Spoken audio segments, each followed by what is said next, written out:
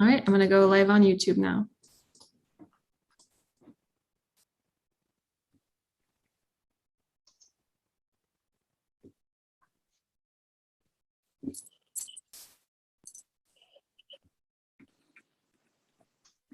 Welcome, everybody.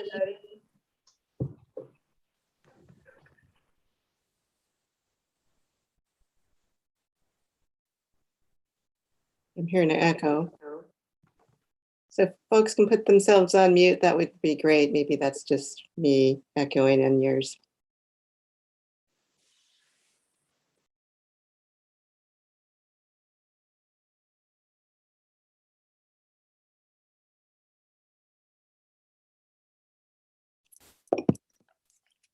Hello, everyone.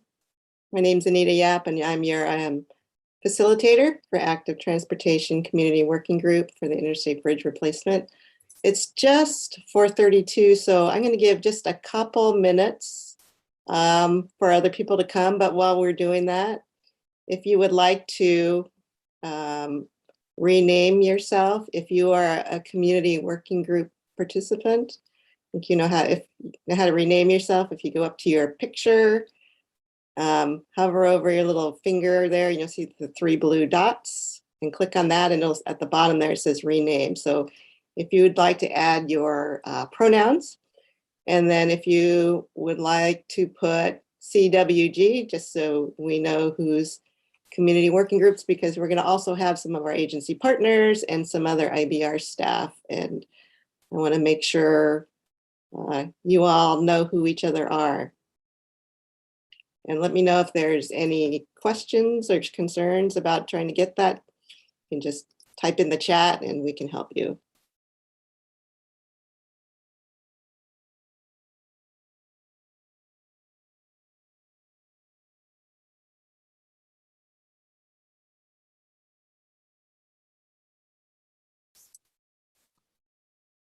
And I'd like also to encourage you to have your camera on. Our agency partners, I see, thank you. It'd be great to have your camera on so we can see who you are as well for the community working group. I appreciate that.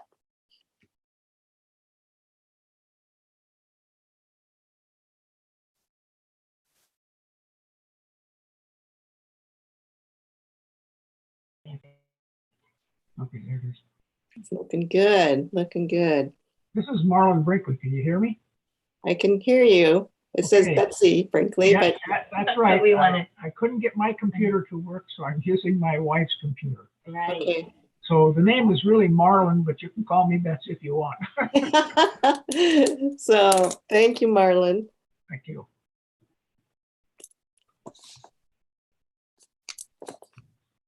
All right, I think we'll get started. Thank you all for coming. Again, my name is Anita Yap, and I am your facilitator for the Active Transportation Community Working Group, or the CWG. So welcome.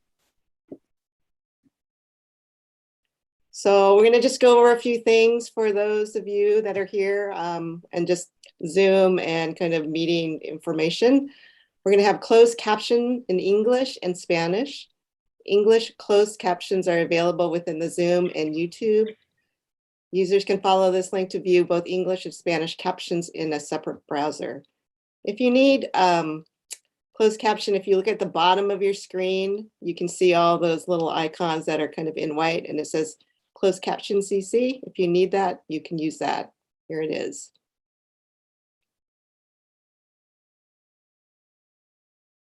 Click on CC. All right, so Zoom participation, we do have American Sign Language interpretation available. Please join by audio, by either phone or computer, but not both. We encourage participants to turn your video on.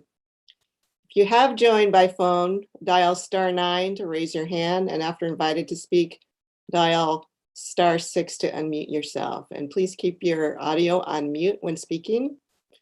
And if you experience technical difficulties, you can use the Zoom chat feature or call 360-329-6744. I'd also like to encourage folks that are here on the Zoom. We're going to try to keep an eye on all of you if you want to talk. So if you can raise your hand, and again, if you go to the bottom of your screen, you'll see reactions, which is a little smiley face with a plus on top of his head. And then if you click on that, there's a raise hand button, and you can click that and your hand will raise, and we'll be able to see and call on you. If you have trouble finding that, let us know. So now we're going to have some welcome remarks. We're really glad to have Greg Johnson, our program administrator, say a few words before we get started. So go ahead, Greg. Welcome.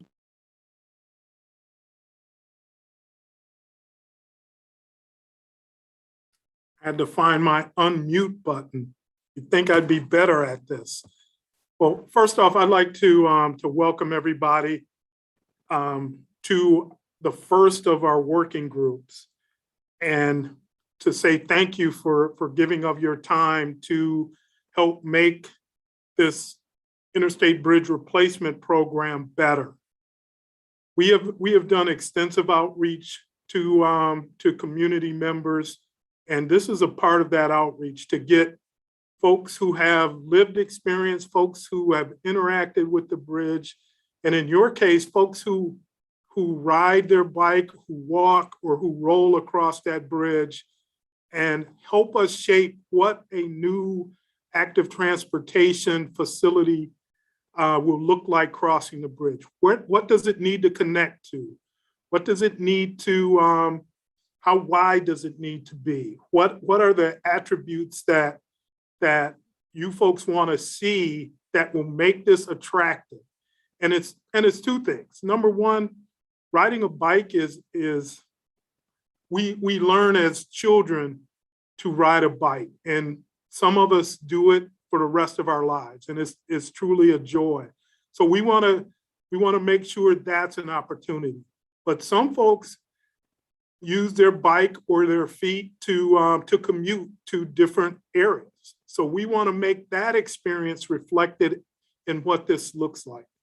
So I tell folks I have been a almost lifelong member of the Michigan League of Bicyclists. One of the first things I did when I moved to Portland was to go to West End Bikes and buy a bicycle. So I believe in active transportation. I believe that if we do something that is appropriate, that is attractive and connects communities, we can get folks from that single occupancy vehicle trip and maybe get them on a bike or get them walking or rolling across this river. So I am excited to see what you guys, the ideas that you guys bring to the table. Our team is committed to listening to you, taking your ideas, and eventually getting those converted into actual designs. So please don't hold back. Let us know what you think, what you need. We've heard some ideas already about wayfinding, about connections.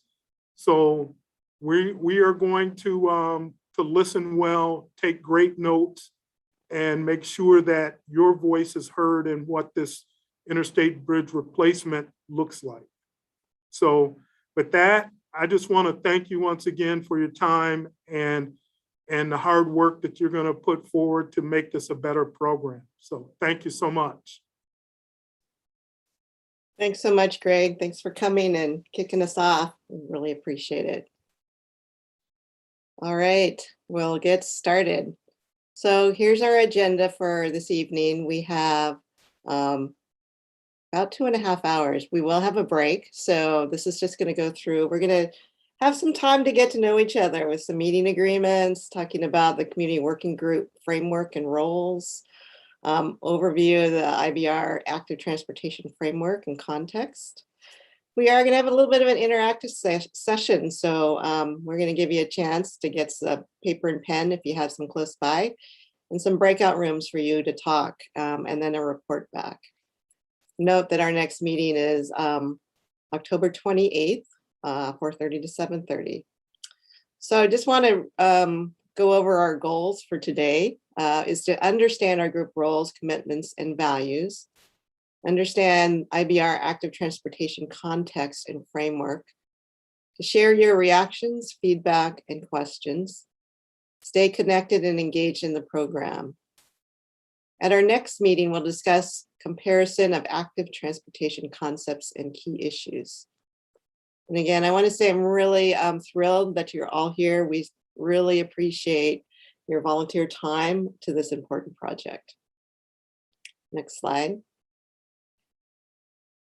These are the meeting agreements that we discussed during their orientation meeting. I'm not sure if everybody had a chance to attend, but I'm going to go over them real quickly. Put relationships first. Keep focused on our common goal. Notice power dynamics in the room. Create a space for multiple truths and norms. Be kind and brave. Practice examining racially biased systems and processes, and look for learning. So I know lots of you have been in different meetings and have different meeting agreements. I'd just like to know if there's any you would like to add to this list. And if you want to raise your hand, we could add to that. If you're good, it's good to know too. I see Ken, have your hand up. Go ahead, Ken. I would just like to add to not only examining racially biased systems, but economically biased systems. I think that's also equally valid, and it's also quite prevalent. Thank you, Ken. Appreciate that. Anybody else? We're going to remind at every meeting about these. It's just really to keep us all on the same page. I've observed the ones when our orientation participation, so I think you all are kind and brave, so I appreciate that as well. So let's go to the next slide. So we're going to take a moment for all participants in the community working group, and we do have some of the CAG, the Community Advisory Group members here as well, to introduce. So what we'd like to do is state your name, and if you're representing a particular organization on the working group, if you can let us know what that affiliation is. And I also would like to know which state you're from. I think there's pretty even participation. And then this is the fun part. Let us know what is one word that best describes your hope for the IBR program. And Jennifer, one of our IBR staff, will be capturing words in a word cloud to share after everybody has a chance to introduce themselves. So with that, I will model just so we get started, because it's always a challenge with one word. So my name is Anita Yap, and my pronouns are she, her, and I am your IBR facilitator. One word. What I would say is a lot of participation. I was going to say a lot of participation, but that's too many words. So let's see. I will go down the list that shows on my camera, just so we can keep us going here. So I'm going to call on Marlon and Betsy.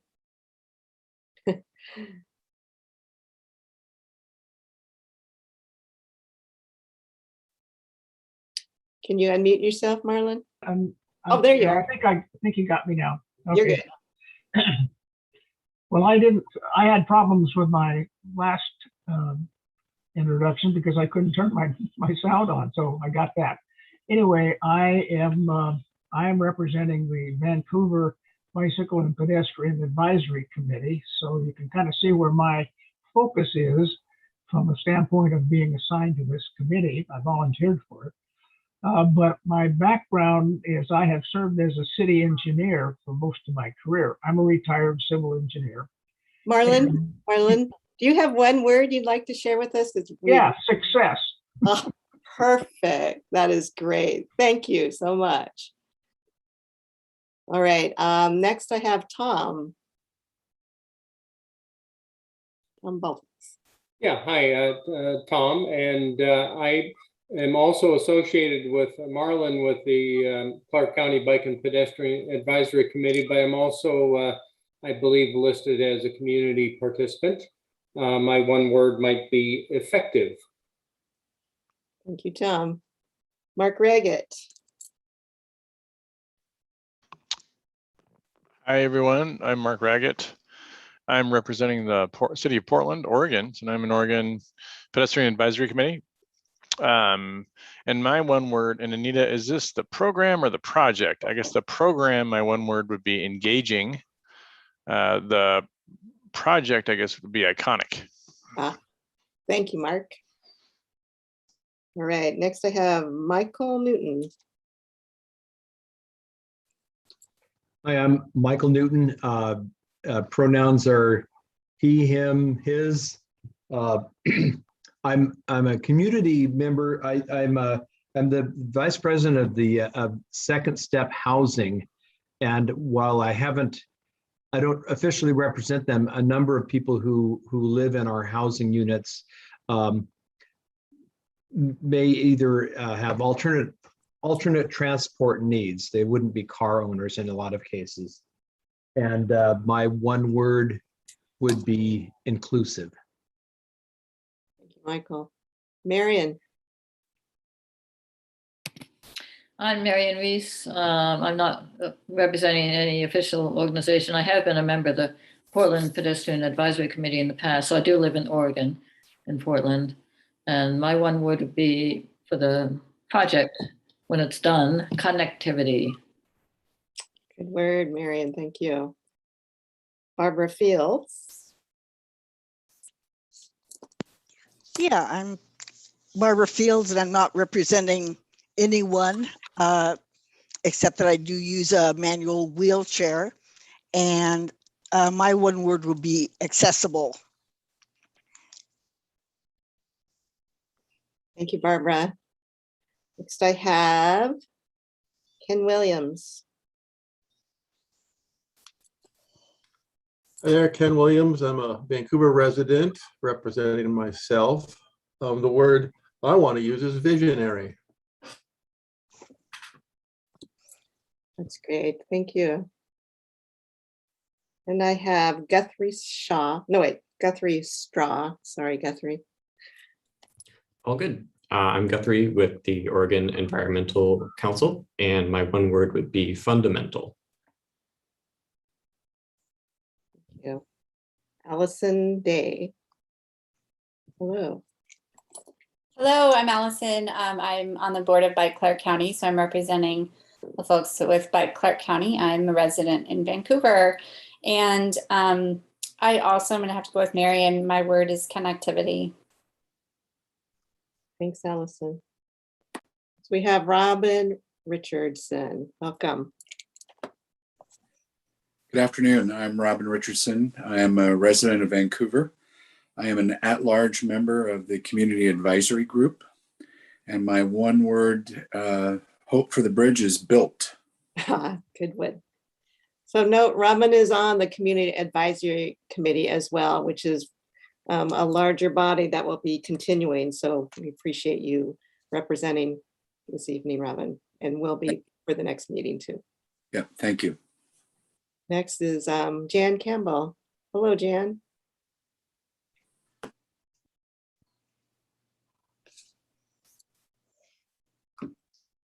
Jan, I think you're muted still. I always have it muted because everybody tries to keep me quiet. So and I forget. So Jan, and my pronouns are she, her, and I'm a community member, but I work in the area of disabilities and older adults. And some people have already taken my one word, so I think I will do welcoming. Thank you, Jan. Let's see. Thank you. Did I get everybody? Look from my screen, I think I went down. Let me know. Is there anyone else that I missed? Anita, this is Catherine Kelly, the City of Vancouver. And apologies for not having my camera on. I will have it on later after I'm done transporting kids from an event. But I'm a senior policy advisor with the city of Vancouver, and my one word would be significant.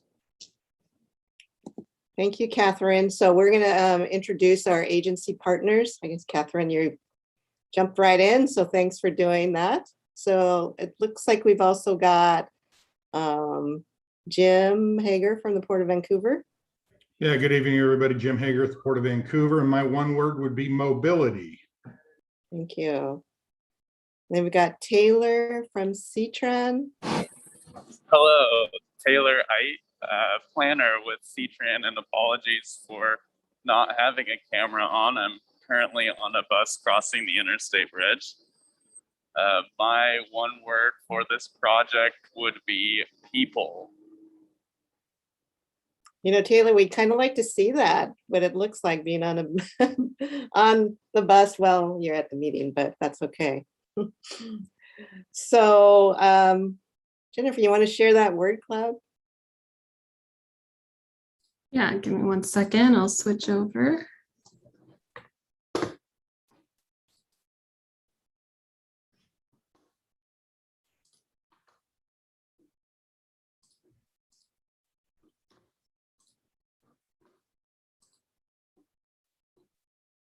That's great. Connectivity is the big word.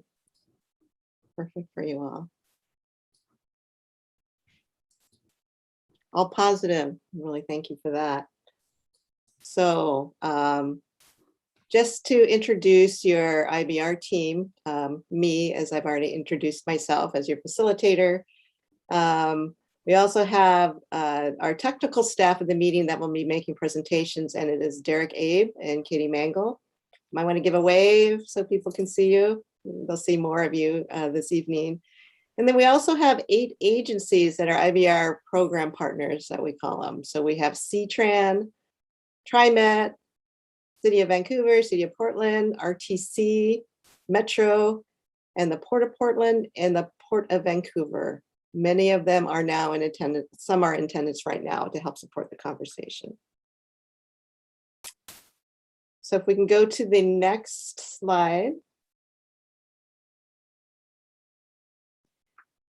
So you received this information during our orientation, and as a reminder, this is the framework for the IBR community working groups. And then CAG, which is the community advisory members for the active transportation, are Ashton Simpson, who's not here, and Robin Richardson, who introduced themselves. So just so you know that we're going to be meeting twice. The CAG members are participating and provide the direct linkage to the perspective and considerations on the specific interest areas. So this community working group will meet twice. So we have one more meeting, and we don't anticipate additional meetings, but we may reconvene on as needed basis. We'll also share with you other opportunities to stay engaged throughout the process. But at this point, we're really excited to be working with you. So next slide. Again, we talked about the role is providing feedback on specific transportation issues for the program's consideration. Providing feedback of the design concepts for walking, biking, rolling facilities across the interstate bridge. So your feedback informs program staff and will be shared as community input to the IBR decision makers. The CWG is one method in the program of utilizing meaningful feedback from you. And your feedback is going to be presented to advisory groups, program partners, and legislators. It's used to inform stakeholders and decision makers and help them reach consensus.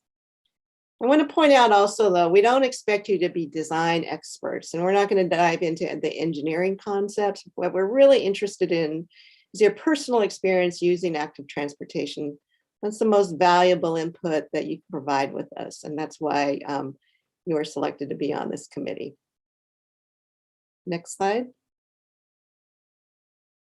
So here's the program timeline. We'll keep reminding you of it. So now through the November is, you can read this, updating the information, preliminary design concepts, embedding equity and climate considerations within the design options, finalizing screening criteria to evaluate the concepts, engage in two-way dialogue. And then in early 2022 is collaborate with partners and stakeholders to develop and reach consensus on the IBR multimodal design solutions. We want to recognize the good work created through the previous planning of effort, the CRC, Columbia River Crossing, and utilize the past work that still meets our purpose and need. Analyze what has changed and update design concepts accordingly. Community engagement is critical throughout the entire process. And later this fall, we'll be conducting a broader community engagement effort seeking feedback on potential design concepts. Methods include online open house, community briefings, and public surveys. Community input, including yours, is shared with program partners and stakeholders to help develop the IBR solution in early 2022. So next slide. I'm now going to turn this over to Katie Mangle and Derek Abe, our active transportation leads for the IBR program. And they will discuss our active transportation framework, network connections, and focus areas.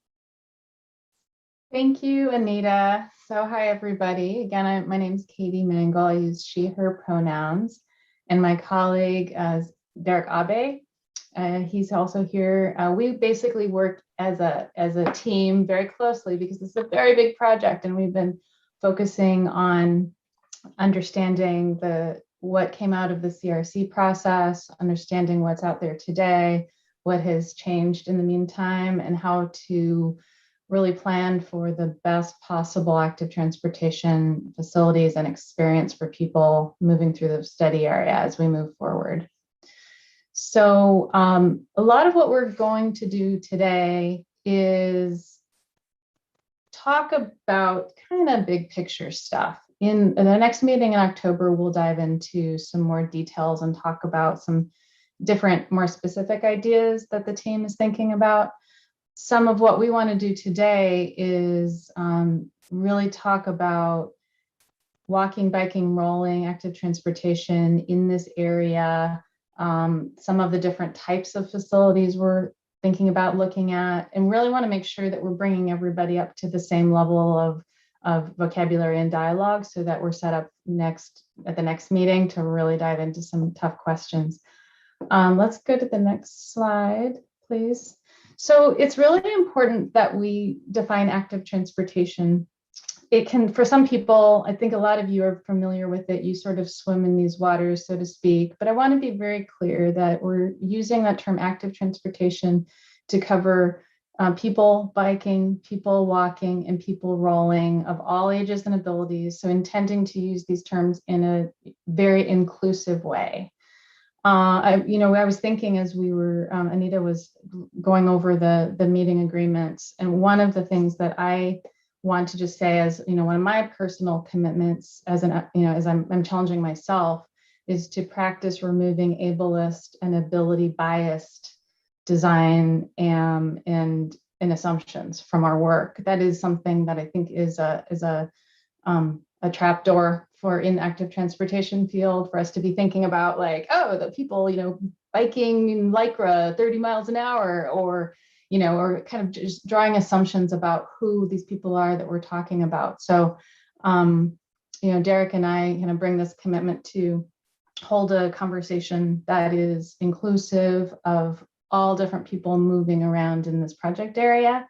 I just wanted to say that so that if any time you feel like something is not being described in an inclusive way, feel free to raise that issue. And there might be oops moments here, but that's surely our intention. So let's see, next slide, please. One of the things that you'll hear me say, the partners are starting to hear me say pretty frequently, is just, stepping back from the details of how we do this challenging project and what exactly the ramp might look like and where exactly the path might go. Taking a step back, what are we trying to do here? So the premise is getting to and through the study area by walking, biking, and rolling should be intuitive and not stressful. The facilities should be great and accessible to all. That's the standard that we want to aim for. And I feel like I need to say this because I've been in some meetings where people are like, oh, well, if the path is clear, like, it's so bad today that people are like, well, even if it's a little bit better, that would be great. That's true. But I just want to make sure that everyone is clear that we are aiming for great.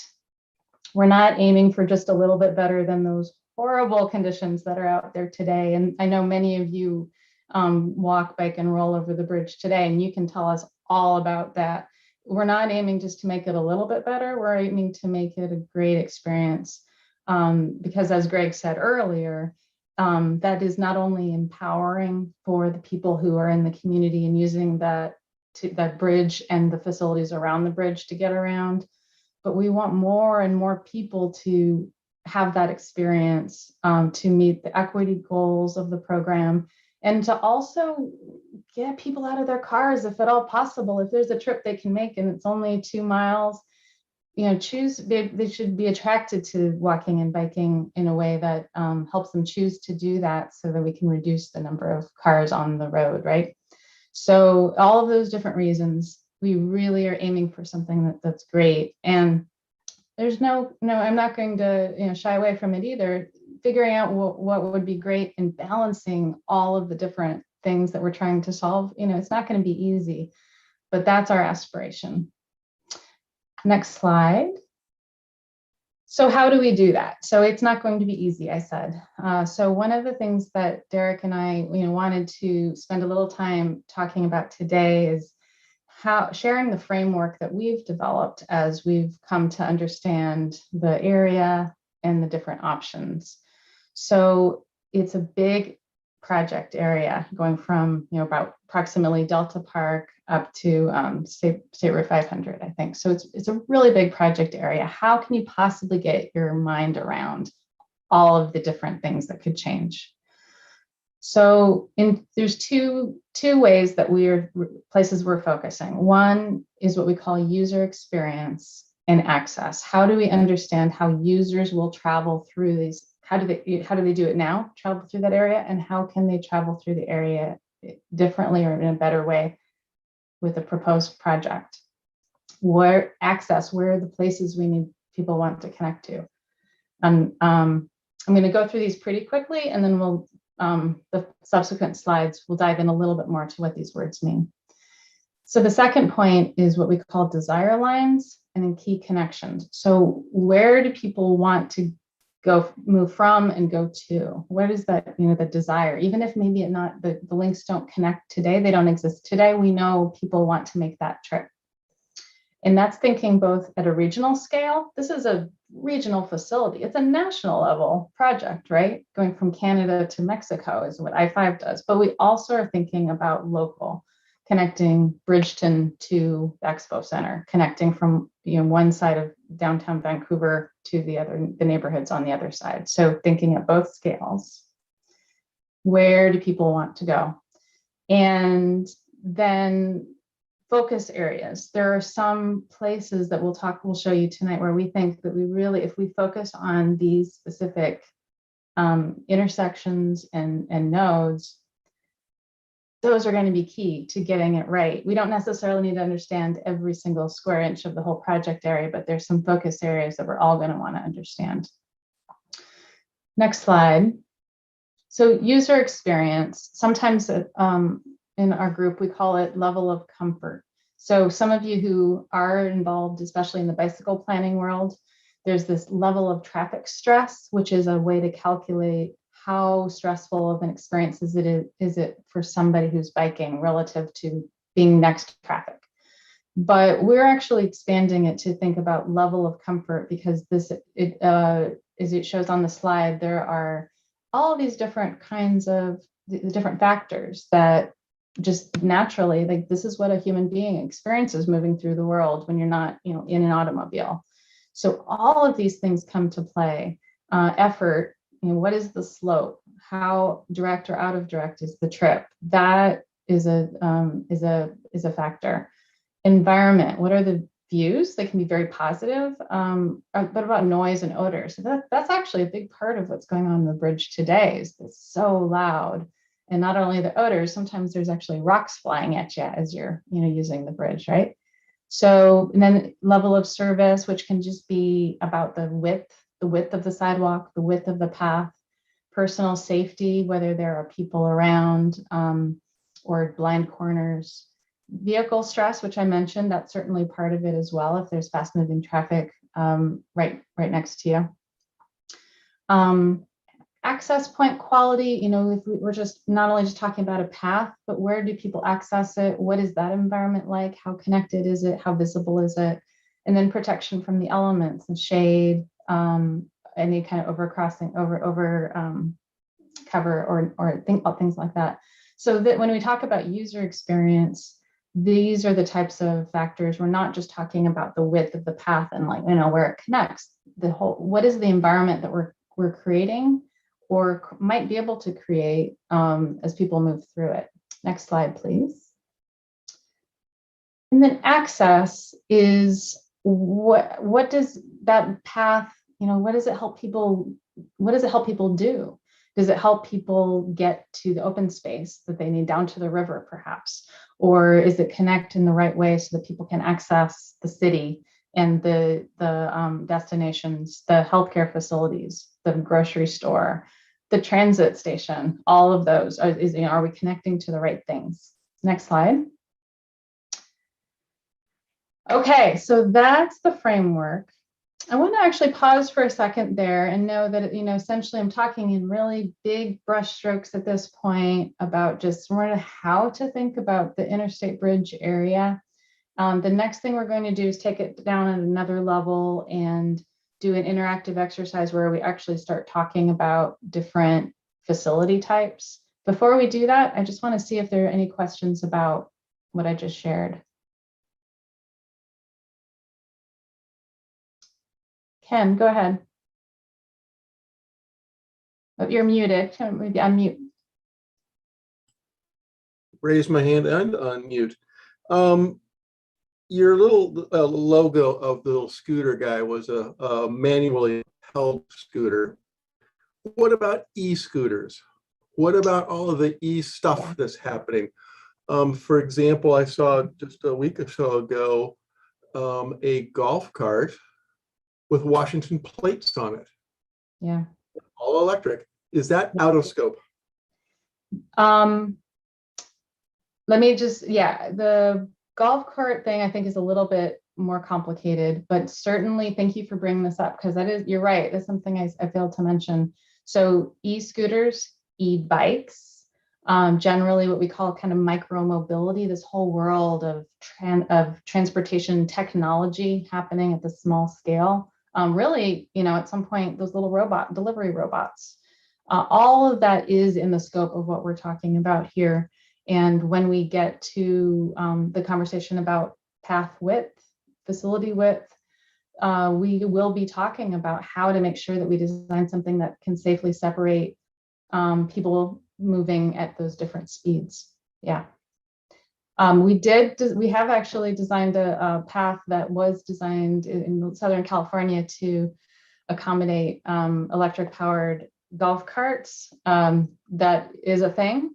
I don't know if I don't think that's the design vehicle we're focusing on here. And I think that there probably are DOT level regulations around that hasn't really come up as part of this project. But I think kind of that aside, all the other stuff, is something we need to think through.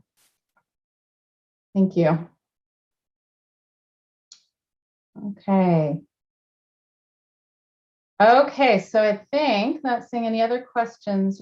This is where just grab a pen.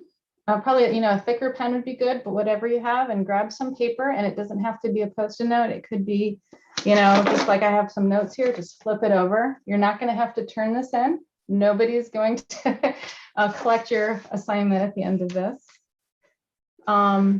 But what we wanted to do for the next time, since we can't be in a room together, unfortunately,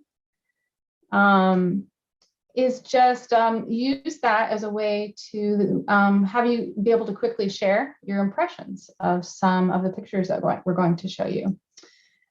Derek, are you ready to take it from here? Yeah, I think Okay. we'll just wait for everyone to get their Yeah. materials collected. So And you if you've wanted got instructions on which you want him to put here. Yep. yeah, so you know, if you've got a big fat Sharpie or a Crayola marker, something that's going to be really easy to see in big bold print, that's going to be ideal. And then your paper can be the back of an envelope, can be a napkin, it could be folder paper, whatever you have lying around. And what 3 pieces of paper, 3 separate pieces of paper, right? Right. And so what we're going to ask you to do with each of those pieces of paper is to draw for us a smiley face, a frowny face, or a sad face, and a neutral face. And this is going to signify for us, you know, whether what we're showing you is more or less good, bad, or somewhere in between. And so we'll pause, we'll give you some time to react.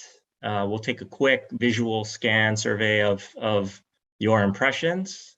And then at the end, we'll come back and we'll ask you for a little bit more detail about your thoughts, your questions, your concerns, anything that's jumping out at you. And hopefully that will allow us to have a good discussion about you know, what are some of those design elements that you find appealing, some of those design elements that you know, you really don't like, and what are the things that we might have to consider as trade-offs when we're designing these types of facilities. Yep. And so, you know, you might want to test out like how close to the camera you need to hold it so you can see the little smiley face. Yeah. So I love Anita's like, this is how I feel. So depending on how big it is. Yeah, exactly. Oh, I love it, Mark. Yes. Oh, this is great. Okay. Good job, Tom. And again, so this is not voting. We're not, you know, going to record your votes. This is in some ways just more like an icebreaker, but an icebreaker that I think is more than just like what was their favorite movie you watched. It is actually very much related to the material and hopefully a fun way to build your understanding and us to, you know, kind of build a shared vocabulary that we can launch from. Okay, ready to dive in? Exactly. Yeah, and I would just add before we show the first image, you know, there are going to be good and bad things about each of these, and I'd encourage you to think about that. You know, that you might have a favorable impression by what you see, but maybe there's some things about that design that that might not be so good for other users. So I'd encourage you to think about that as well, and then we can talk about that as we kind of cycle back.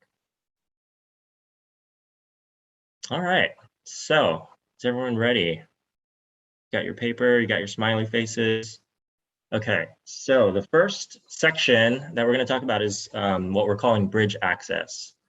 And so these are the various ways that people walking, biking, rolling would physically access the bridge itself, the structure. And by that I mean both over North Portland Harbor, between Portland and Hayden Island, North Portland and Hayden Island, and then over the Columbia between Hayden Island and Vancouver. Okay, so these images here are going to depict different ways of doing that. The first image that we see here is of a wider facility type that has a combination of a raised elevated sidewalk on the left there, and then two-way bike path that is delineated with a yellow stripe down the middle. And in between those two facilities is a buffer, a striped buffer. You can sort of make it out in this image, but the sidewalk is well, what we call grade separated. So it's raised about 6 inches above the surface of the bikeway facility to provide a little bit more separation. And then on either side of those, both the sidewalk and the bike path are metal railings to keep everything in. So this path is kind of winding up, and you can see where it begins to start to level out just in the top right corner there. Yeah, so that is the first image.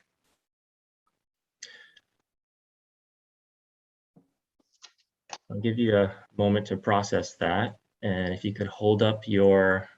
Mark, do you have a question? Or are you just holding? I do, I guess. Yeah. Thanks for Katie and Derek for getting started on this. I don't know if would it be helpful. I don't want to throw this all off. This may be a good thing. This is my voting thing here. Is I may like this for some parts of this humongous project that goes across however many miles we're talking about, from SR 500 to Victory Boulevard. I don't know that I want this everywhere.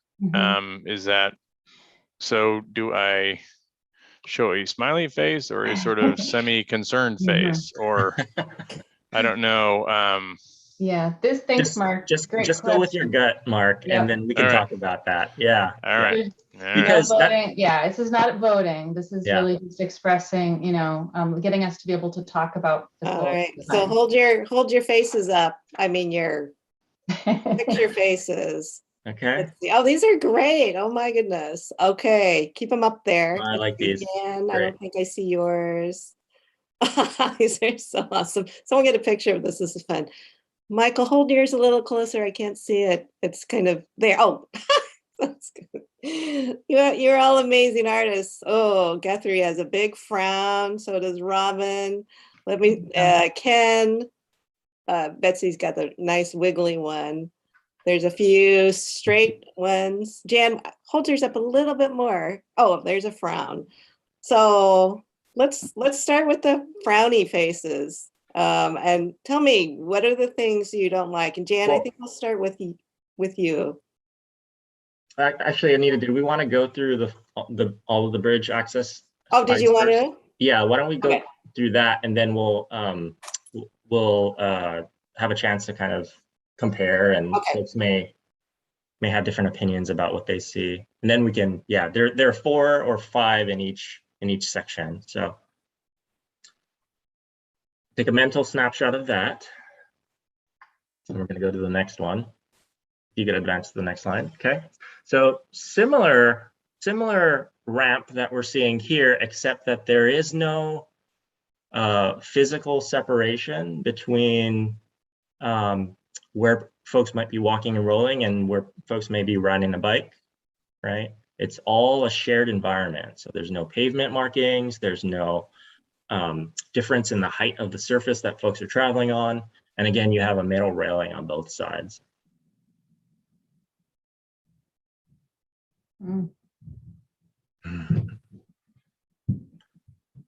Seeing a few more frowny faces, some neutral. Great.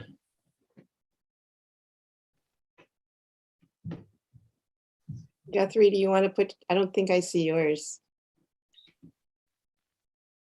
Oh, it's the. Got it. Thank you. All right. All right, could we advance to the next image? Okay, here's a different variation of that ramp leading up to the bridge. Here we have, you've actually got some grass on the sides, right? So you've got a kind of a paved asphalt path, and it's delineated with a center line right down the middle. And again, you could consider this sort of a shared use path in the sense that folks walking, rolling, biking are going to be sharing the space in each direction. So the yellow center line, of course, delineating the direction of travel.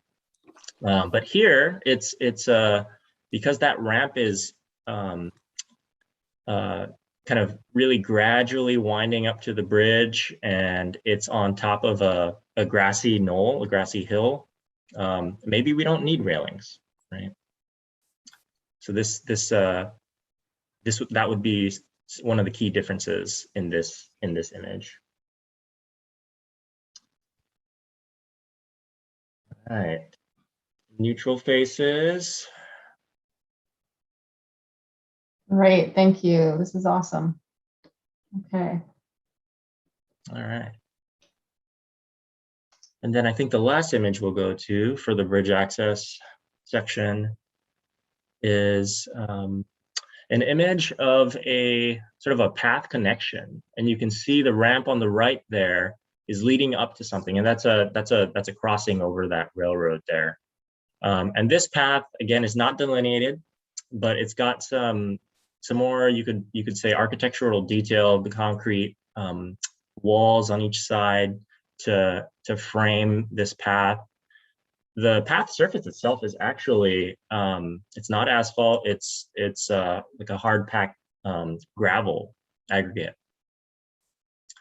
And you can see that it is indeed a shared facility here as well, connecting down to the asphalt trail, the asphalt path to the left of the screen.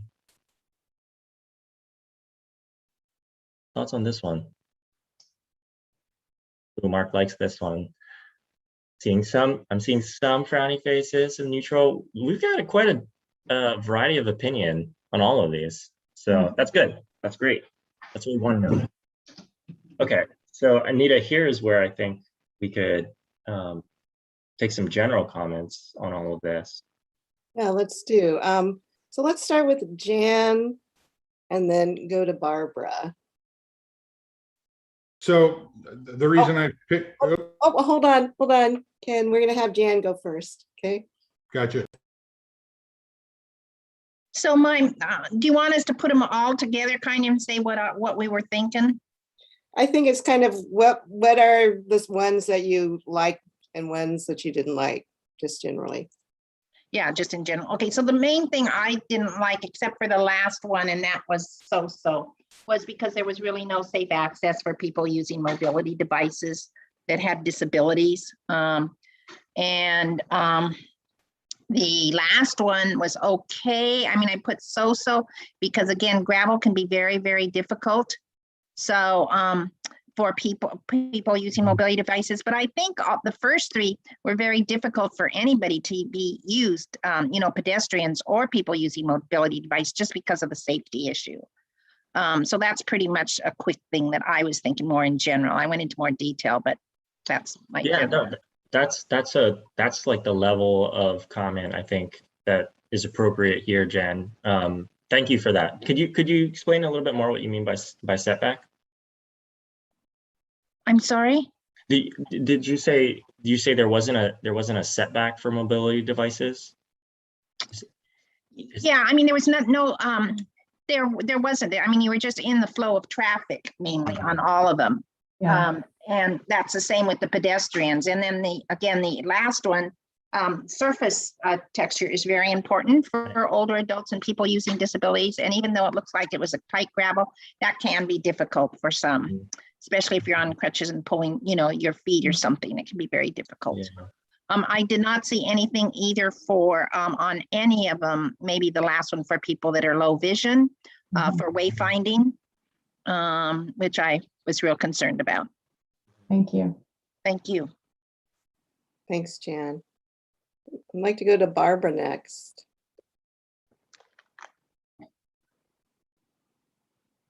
Okay, thanks. Let's see. On the number one, I liked that there was a separation between the sidewalk and the pathway, but it seemed like it was fairly steep. And I have a lot of trouble with a manual wheelchair when something is steep. Number two, it seemed like it wasn't as steep, but there was no separation. And I just think with bikes whizzing by as you're trying to, would be difficult. Number three, with the grass on the sides. Again, the only separation was the paint. And especially when there's nothing on the sides besides the grass to kind of really delineate what space you're in. I could see where bicycles or the wheelchair user could kind of drift and cause a collision. And I'm with Jan on number 4. It looks like it was okay, but any kind of gravel, especially when it's wet, which is like 6 months out of the year here, it can be very slippery. So that was my first thoughts. Great, thank you. Thanks, Barbara. So we have Michael, Tom, and then Ken. I liked the first one. It was a little bit steep, and I assumed that it wasn't the pitch that we were actually evaluating, but more the design. But I like the way you had a clean separation with a higher level for the walking, and presumably that would also be rolling, and then clearly delineated lanes for direction of bike travel. The one with the grass, as it further back where it was just leading up to the bridge, I thought that was okay, but it didn't have the separation. The last one, the gravel, concerned me, but would also concern me, as occasionally being somebody that rides fast on a trail, is that those walls, there were a number, the decorative elements are also things you could smack into. Anyway, thank you. Great, thank you. Thanks, Michael. Anita, who was next? And then Ken.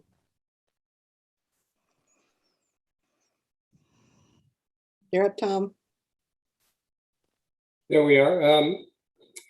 So I am actively involved with a lot of walking clubs. And so when I see a trail system that separates pedestrians from the biking community, I prefer that much more so. And having those with mobility devices and pedestrians interacting more, it's easier to get by one another and to accommodate each other than it is between biking and pedestrian. I was just in Minnesota visiting my elder brother who just got into a mobility device, and I was struck by the challenges he had in maneuvering. And when I saw that raised area, that concerned me for people with mobility devices, the possibility of tipping off of that in an attempt to negotiate around somebody.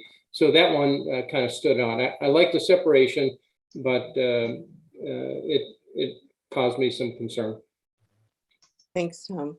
We're going to take one more, Ken, because we're going to also have some opportunity in small breakout groups to go a little bit deeper. So, and then we want to kind of move on as well. So go ahead, Ken. A few things. I was looking at the grassy verge. That looks really cool. But if you go down on the Dyke Trail down by the airport, you'll see all sorts of blackberries and crap growing out across the pavement. So it's a nonstop maintenance nightmare. Gravel, take a look at the land bridge at the Fort Vancouver. It's garbage now. It was beautiful when it was new, not now. The whole thing was dramatically too narrow. So I'm thinking in my head, I have a pedestrian at 2 miles an hour, I have a cyclist at 12 miles an hour, and I have an e-thingy that's going 22 miles an hour. I want separation from all of those kind of 3 speed regimes. And my kind of final point is, if the views up on top of the bridge are exploited correctly, you're going to have people going up there to watch, and they're going to be going 4 wide with dogs on 6-foot leashes. And that's not going to fit on any of those pictures that I saw. Yes, thank you. And just to be clear, none of these pictures we're not sharing them because this is like a rendering of what will be, right? Yeah. So these are just this conversation, all of your responses, perfect. This is exactly what we just want to have a conversation, because you are essentially now presenting the pros and cons and ins and outs of all of these different facility types. So this is great. But just again, to be clear, it's not like this is an example of exactly the kind of decorative wall we're going to plan for this project. We're not being that literal. So thank you to just keep it coming. All of your reactions are great. So Barbara, did you have a question before we move Yeah. on? I just wanted to, one thing I didn't mention that's really important is cross slope. In other words, you know what I'm talking about? Yes. Because that's really hard to maneuver on in a wheelchair. So especially as it's curving, if it's also going down, and like one person noticed, you know, there's nothing that's going to keep you on that sidewalk at number one if you fall off of that raised sidewalk. So anyway. Thank you. That's Yeah, great. thanks, Barbara. Does everyone understand what Barbara means by cross slope? Right, slope kind of perpendicular or across the direction of travel. Okay, great. Okay, could we move to the next section?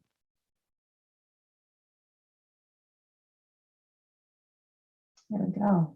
All right, so this is our on-street walkway section. So we know that, you know, a lot of the access to the bridge itself is going to involve some kind of travel on or along local streets, right?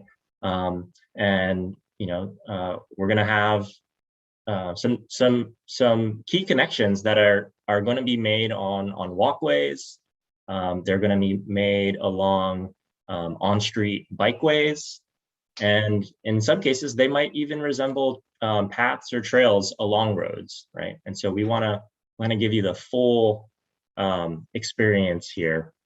So for on-street walkways, what we're showing here is essentially a wide paved concrete path, and this one happens to be delineated down the middle next to what looks like a five lane roadway, 5 lanes in one direction, and a large, very tall retaining wall on the opposite side of that pathway. Between the path and the street, the vehicular traffic is a landscape buffer and then a metal railing to provide some physical separation. So what are your immediate reactions to this one? Okay. Yeah, I'm not seeing very many happy faces with this one. That's an angry looking one Mark has. A ghost. I think I've seen more than 3 different faces from Mark, which there are more than 3 emotions that we could talk about here. So yeah. Okay, great. Jan's got a frowny face there. Yeah. Michael. Oh, good. Thanks, Michael. All right, let's go on to the next one. So here again is another walkway, and you can imagine there's actually a street off to the right on the side of the screen there, but here there really is no sort of vertical or physical barrier separating what is shown here, a path and that street. Instead, you have a kind of a grassy median or grassy buffer between the two. The path itself is asphalt. You know, it is the path of travel for people walking and rolling versus people biking is delineated again, similar to some of the other examples that we've seen here. But I think the thing to note here is that the pathway relative to the bike facility or the where you see the person on a skateboard there is proportionally wider than anything we've seen before, right? So yeah, immediate reactions to something like this.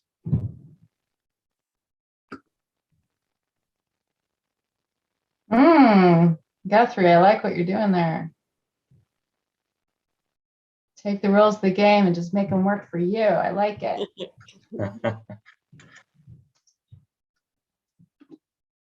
All right. Mavericks, welcome. And again, you'll notice we try to sprinkle some positive things in each of these and some not so good things in each of these. And we're hoping that you can they can help us elaborate on what is good and what is bad about each of these designs. Because as Katie said, you know, we're not gonna choose one of these and apply it to the bridge. We're gonna try to take the best of each of these and what you like about them and try to factor that into the design, into what that means for the folks that are going to be using these types of. Mark, did you have a question? You have your hand up. Well, I just think, you know, and Derek, you mentioned it, I guess the context is really important. I mean, that's kind of an attractive looking path to me, frankly. I mean, but if that's a 5-lane, you know, 10-lane freeway next to it, I don't know how attractive that is unless it's like miles away from it, you know, I guess. So right. I think the context is important as a thing. I think it's not bad looking. I guess that's all. Yeah. Good point. Okay, can we go to, I think there are 2 more in this section. All right, so this is another on-street walkway. You can see that we've got a variety of materials here, and this is actually a transit stop, which is a very special treatment at, you know, select locations, of course. But here, what we're calling the walkway is sort of a combination of different paths of travels. So what we could call the sidewalk, the portion that's paved in a darker gray and immediately next to the building frontages, is you know, probably about a 5 or 6 foot sidewalk, right? And there's a bit of a buffer, maybe 16 inches between that and the darker brown path. And you can see that that's sort of delineated down the middle. It's sort of subtle, but you can see that with the use of the pavers, there's a sort of delineation right down the center there. And as you can imagine, that's where folks are going to be moving a little faster, riding bikes, on skateboards, on scooters, things of that nature. But you know, folks could be walking down or in a mobility device in that area as well. So we could consider that sort of center portion kind of a shared use facility. And then the thing to point out to the left of that, between the path and the road, is a transit island or a bus stop. And so, as you can see there, folks that are accessing that bus stop, that platform, would have to cross the shared use facility or transition from that brown pathway into that platform environment. If you look a little bit further down the screen, you can see that the path itself actually meanders a little bit and introduces a little bit of variation in terms of the path of travel and the landscape buffer, areas for lighting and poles and trash cans, street furniture, things of that nature. So, thoughts on this one? Derek, can I ask you a question? Is a delineation a different surface area texture? It could be. So all we mean by delineation is there's some kind of treatment there that helps us understand that there's a separation. It could be visual, it could be entirely visual, so like a pavement striping or a change in the brick type or surface of the pavers that we just saw. Or it could be something more physical. It could be a buffer. It could be some kind of vertical separation, a barrier of some kind, a bollard, things of that nature. So it varies in terms of kind of visual and physical separation, and it varies in terms of horizontal and vertical separation as well. Thank you. Okay. All right, next image. Okay, thanks, Jan. Michael. Okay, so again, here we have a walkway that is sort of reversed from the other examples we've seen. The walkway here is between the roadway that looks like it's wide enough. This might be a neighborhood roadway, what's shown. What's wide enough for 2 lanes of travel and then some parking on either side. We have the sidewalk there, and then we have a path that has a center line down it to denote bi-directional travel, typically by folks on bikes or other types of faster moving devices. So again, the key thing that distinguishes this one from some of the others we've seen here is the orientation of those spaces, of the walkway relative to the bikeway, relative to the street environment. Curious to hear or see folks' thoughts on this one.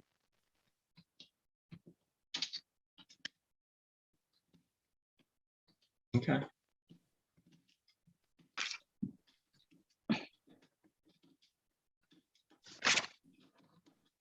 Great.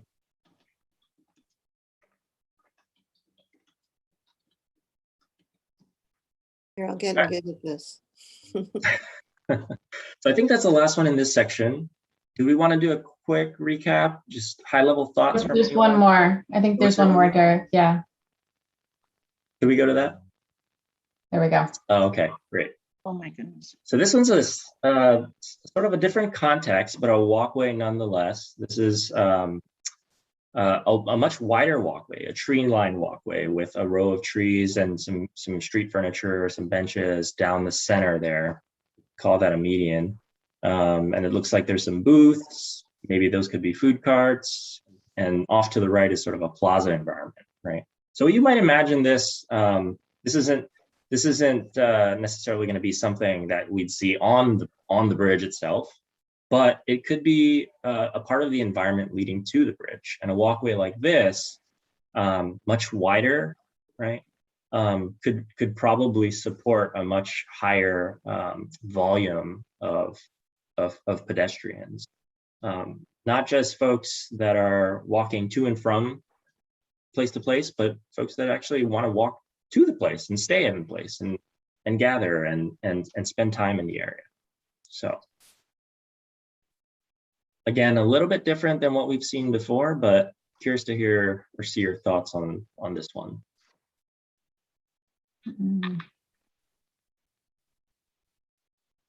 There we go. Got it. Okay, lots of smiley faces. Okay. Not all smileys, that's Not for all sure. smileys though. Okay. Yeah, good. Okay.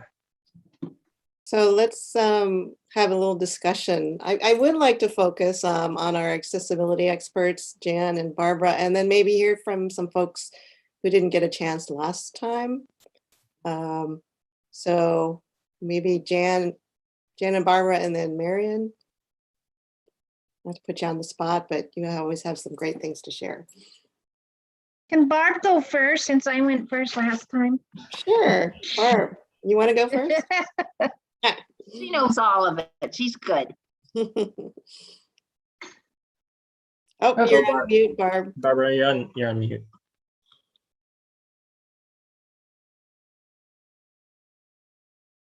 There you go. Huh, it's not coming up.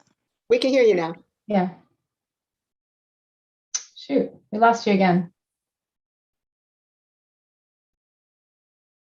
Can you hear me now? Yes. Okay, because the line is still across it.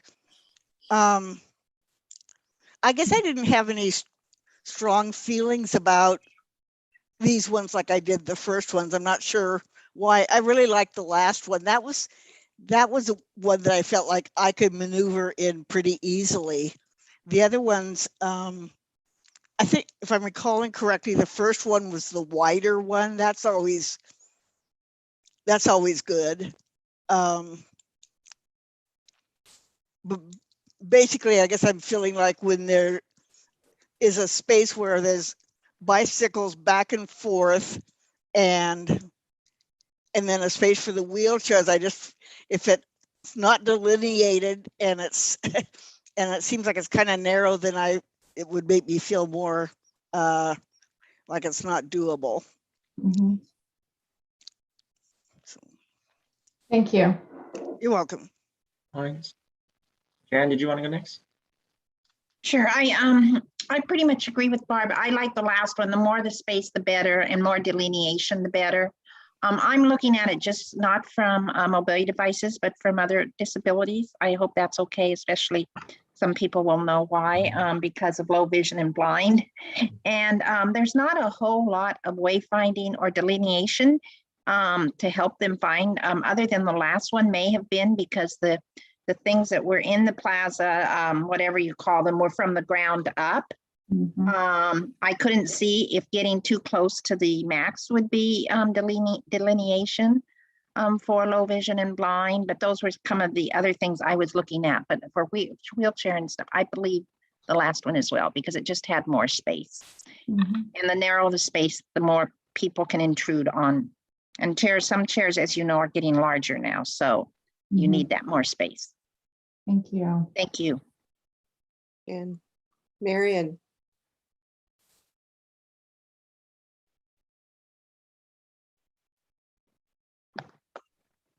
Oh, where'd she go? Oh, there you are. Oh, You're on mute, Marianne. I forgot to unmute myself. Yeah, the one that had the bus stop in it, I didn't see.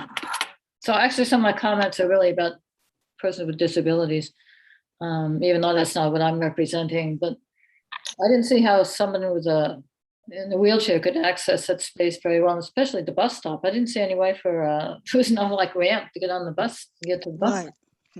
Right. Yeah, and also that, I mean, the whole thing like be difficult for someone in a wheelchair. The last one I thought was nice. I wondered about people riding bicycles through that space though. Anything about for bicycles there, but yeah, that was it. Thanks, Marianne. Allison? Thanks. So one of the things I kind of agree with what has already been said. The last space was really nice for kind of community, place to gather, place to view, place to be outside. Definitely if you're taking a dog or a child, that kind of thing. But one of the things that kind of came to mind when I saw those was, you know, it's really important to think about how things are being used. And I think it's also really important to think about, you know, where are the travel lanes going to be for people who actually want to use that space to get somewhere, and they have a goal, and that's to get somewhere, versus using the space to go and enjoy being outside, being on the bridge, being out in your community, and really having a distinction between those spaces so you can do each one safely and not be in each other's way. So I think there's some really important there's some really important uses of space that were represented there that we would want to make sure that, you know, we're not trying to have people traveling through a space that is intended for people to stop and gather. Right. Yeah, great point. Great. Thanks, Allison. I think we'll move on because we have more to do and more opportunity to talk as well. So thanks to those of you that we have, Derek, 2 more categories, right? Just so everyone knows. And then, so 2 more categories, about 4 photos in each category, and then we'll take a break. Yeah. So when we talk about on-street bikeways, on-street is sort of a misnomer in some cases, but for the most part, we're talking about a bikeway, a bike lane, a buffered bike lane, what we call a protected bike lane, or a separated bike lane. A variety of bike lane treatments that happen to be in the street, right? Adjacent to or near moving vehicles or parked cars in this case. So this first example of in the on-street bikeway section is what we would call a buffered bike lane. So it's a standard, 6 or 7 foot bike lane that's striped. And then between the bike lane and the vehicle travel lane next to it is a 3 foot buffer. And again, all of this is just paint, right? Striping on the ground. Next to that, on the other side is a row of parked cars. So as you can imagine, someone riding down the street in this bike facility, is fairly comfortable riding in traffic, but has a little bit more space than if that buffer wasn't there. Thoughts on this one? And again, as Mark pointed out earlier, context matters. This is where I think we were only showing 1 travel lane in that image. Okay.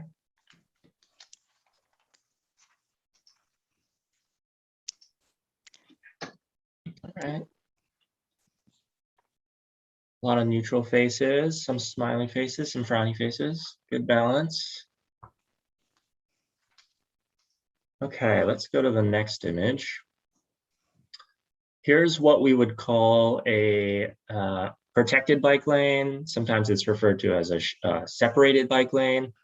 And these facilities differ from what we just saw in that there is some degree of physical separation that is included in the design itself. And in this case, we still have that buffer. We're maintaining that buffer. You can see in the bottom left-hand corner of the screen, it's striping, and then that kind of turns into a concrete shoulder there. And so that buffer width is maintained across. But as you've probably noted here, there's a change in the height of that bikeway, right? So similar to that shared use path example, if you recall, the bikeway itself is ramping up, and it's the person that would be operating a bike in there is a little bit higher than the street itself, right? In this particular example, you can see it, if that's a 6-inch curb and a 6-inch high sidewalk, that bikeway is probably about 3 inches. It's a pretty subtle difference, but it's a difference, The other thing that's done here is you'll note that that bikeway is entirely green, right? So it's really visible. Folks know that is where bikes are traveling. That's the expectation. It's clear.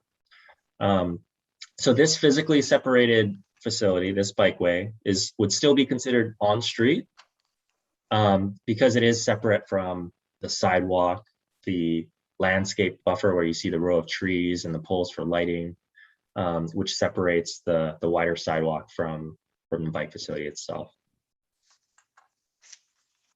Thoughts on this one? Interesting. All right. Uh-huh.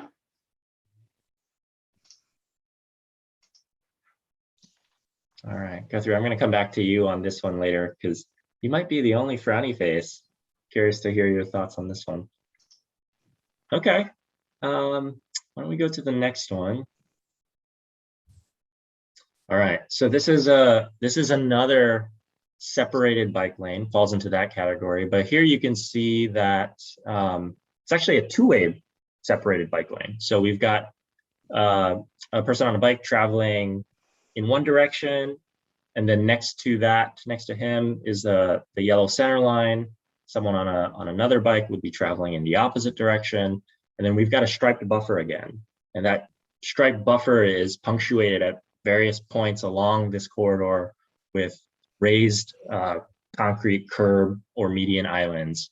And you can see a little bit further down in the screen some white kind of vertical delineators, flexible delineators or bollards to kind of reinforce how this two-way bike facility is different than the travel lanes, the vehicle travel lanes next to them.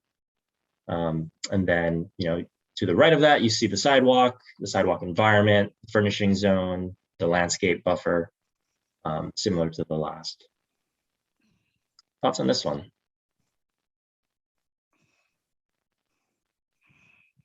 Okay. Oh, somebody's really happy. I see really big smile over there. Good. Okay. All right. And I think we've got one more, the on-street bikeway section. All right. So again, like I said, on-street is a little bit misleading because, some folks would say this is not really on-street. I would argue that it counts because it has a number of, I'm familiar with this bikeway and I know that it has a number of transitions. You can see the ramp down, sort of the middle of the image there. It ramps down and then it enters the intersection at the roadway there. A little bit further in, it ramps back up and picks up kind of at the same height as the sidewalk. So this bikeway is a bike-specific space, but it is separated from the street by a I'd say a really nice landscape strip that's probably about 4 feet or so. And between the bikeway and the sidewalk is some pavers. They look like 4-inch, almost cobblestone-like pavers to delineate and separate those 2 areas, those 2 spaces. Thoughts on this one?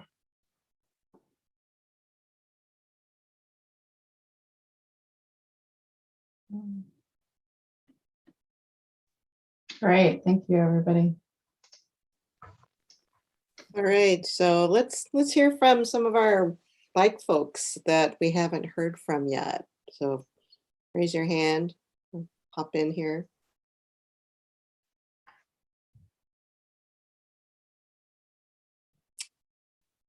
Who did I see? Here, Ken.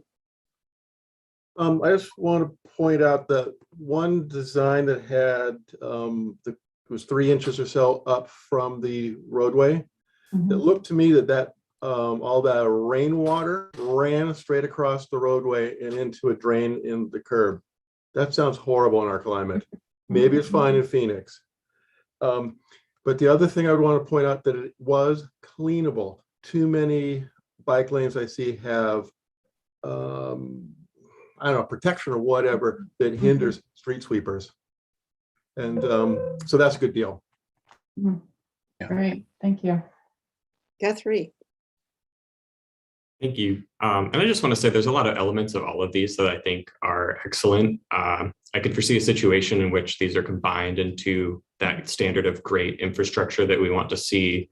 Mainly, we just wanted to put out that paint doesn't equal protection, wands don't equal protection. And so places where we can have an easier way for alternative transit users to mingle, that's not necessarily with a vehicle lane, is great. But when it does come to interacting with those more dangerous vehicles with higher consequences for active transit users, I think it's really important to really hold ourselves to a high standard for how those are delineated. Very well put. Thank you, Guthrie. Thanks, Guthrie. So we have, let's see, Michael, and then Marlon, I'd like to hear from you next after Michael, okay?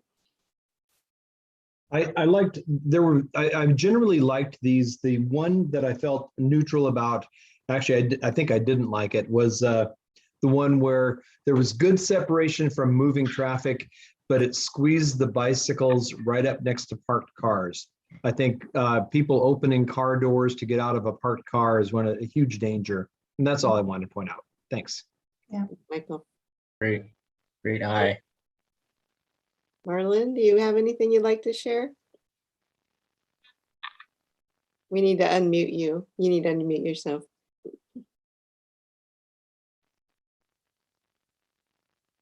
Can't hear you yet. Still can't hear you. Marlon, it's going to be in the lower left-hand corner there. Yeah, we still can't hear you. Keep working on that, and Jennifer send you a note on how to get that. Well, let's go with Tom, and then Marlon. There'll be more time for you to talk, so we'll get you in here. So go ahead, Tom, and then we'll see if Marlon's ready, or we'll move on. Yeah, just a comment. Oh, there he is, Marlon. Sorry, Tom. Go ahead. Okay, thank you. I thought it was you were having to unmute me. Well, all of these things are going to vary a lot depending on the anticipated amount of pedestrian and rolling traffic that we're going to encounter. And there's a lot of good features, but I think the important thing is the sidewalk, the one we saw where they had the 2 lanes of bicycles and then 1 lane of sidewalk. The problem was I can see with pedestrians in wheelchairs not being able to pass one another on that sidewalk without going out into the bike lane. So I think those sidewalks need to be wider with the wheelchair traffic considered. Thank you. Great point. Marlon. We'll take Tom and then we'll move on. One more. Yeah, just a quick comment. Something Marlon has pointed out in our exchanges in the past is that many of our drivers don't have current education on what all the signage or all the markings mean out there. And sometimes some added signage will be helpful to acquaint the drivers of what to expect or what they're, who's got priority out there and so on. My driver's ed was 50 some years ago. So, and all too many drivers are in that boat.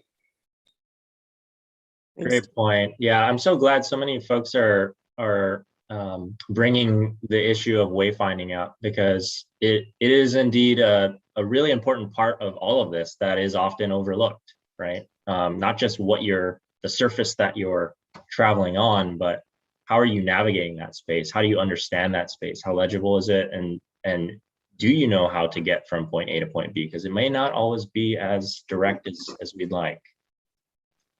So we'll talk more about wayfinding as we go. Okay, should we move on to the next section? Fourth and final is the shared use path.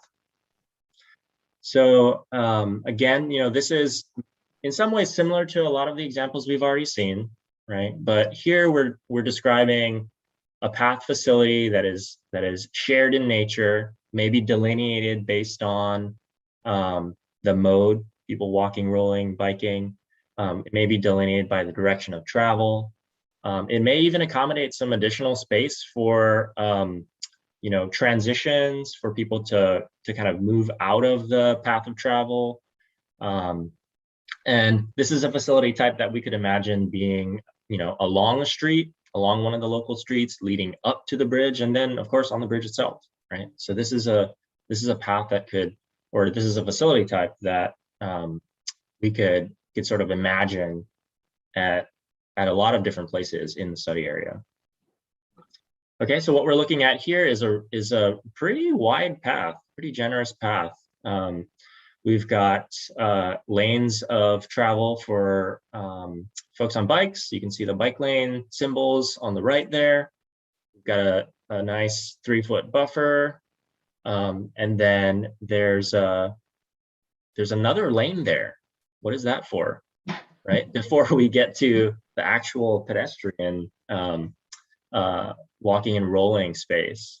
That is over to the left of the screen where you can see the person jogging there. Maybe those are for the rolling delivery robots. Right, yeah, right. Maybe they're for one of those new scooters or those one-wheel things, or who knows. But you can see there's a generous use of space here. And they've even gone so far as to delineate the direction of travel for the pedestrians. They have pedestrian pavement markings there to indicate the direction of travel there. So, this is obviously a beachfront type property right there along the water. So you've got some great views. I imagine access to the water is, you can see that path connection a little bit further out there to the left would enable you to kind of get off of the path and stop and enjoy the view there. So thoughts on this one?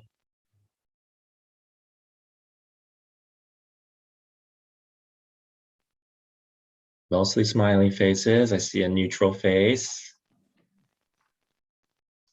Couple neutral faces.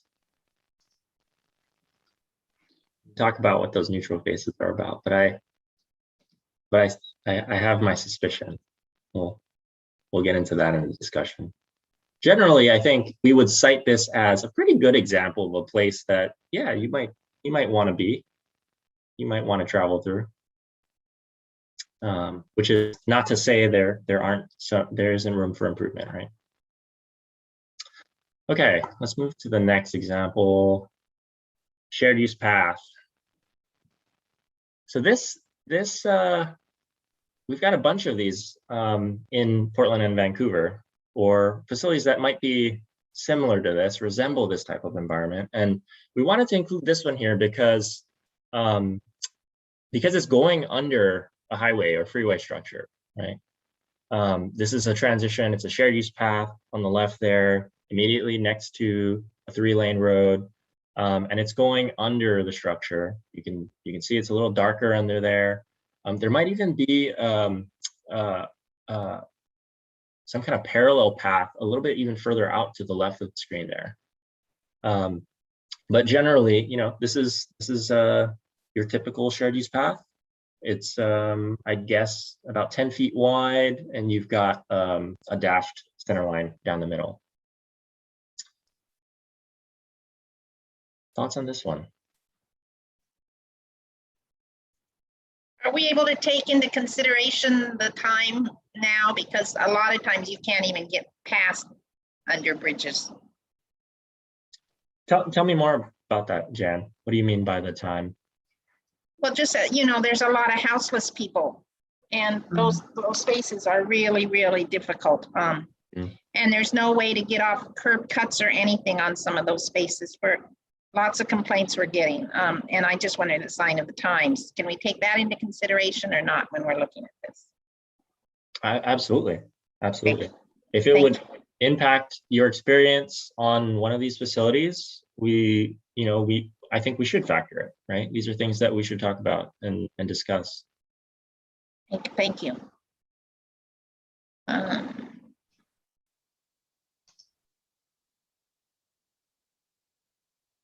Okay. Seeing lots of neutral and frowny faces on that one. All right, let's go to the next one. Okay, another shared use path. You can see it's a little setback from the roadway there, and that likely changes along the corridor. But we've got some pretty generous landscaping here and there. This might have been taken in the fall or winter when all the leaves have fallen off, but you can imagine that this is probably a pretty nice environment in terms of the landscaping and the trees, the vegetation, the plantings. The path there is a lighter brown, and then the sidewalk next to it is the concrete sidewalk on the right hand side of the image. There's about a 1 foot buffer with different materials to separate those two. And then and then we've got some shoulders, we've got some generous landscaping, and off in the distance you can see we're approaching an intersection and what looks like a gas station, some commercial area. So you can imagine, you know, a path kind of making this sort of transition in our study area. Thoughts on this one? Questions, comments? Some smiley faces, a couple of frowny faces. Okay. All right, I think we've got one more. Share use path. Okay, so this is another shared use path. I'd say this is on the wider side, maybe wider than some of the other examples we've seen. And here you can see that we're using a bunch of different materials to kind of delineate the different travel spaces, the walking and rolling spaces, the bike space, and the path that you see the folks on bicycles riding down is a combination of materials, asphalt. You can see the shoulders on both sides where those cones are, those candlestick cones are. And you can see some of the connections to the buildings off in the distance as well. It looks, I can't tell for sure, but I'm pretty sure that sidewalk on the left there, that concrete sidewalk, is elevated. It's at a different height than the path with the folks who are riding their bikes down. And there's that vertical transition happens across that 16 or 18 inch buffer there.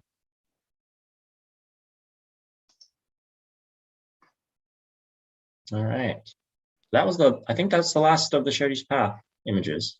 There's one more. Is there one more? Okay. Yeah. Getting ahead of myself. Great. I have to say, It's interesting how much character comes out in all these little like sketch faces that you all drew. They're all so different and it's so great. Yeah, when we were planning this exercise, we thought, okay, we're gonna make them for you, and then we're gonna mail them to you, and you'll have the same smiley faces. And this, I think, worked out way better. I like the hand drawn ones a lot more. Yep. Oh, I love it. Teeth. Yeah. Okay, last one, and then Okay, we'll last one. take a break. All right. So this one, we actually kind of debated between putting this one in the shared use path section versus the bridge access section. See that the path is sort of winding up to something or winding down, depending on which way you're looking at it. But again, here, simple asphalt path, about 10 feet wide. It's got some gravel shoulders and then sort of nice sloping, grassy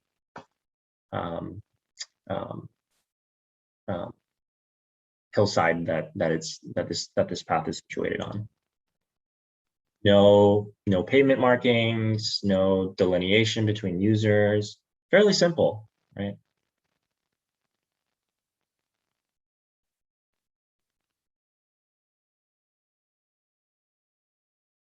Okay. Great, thank you.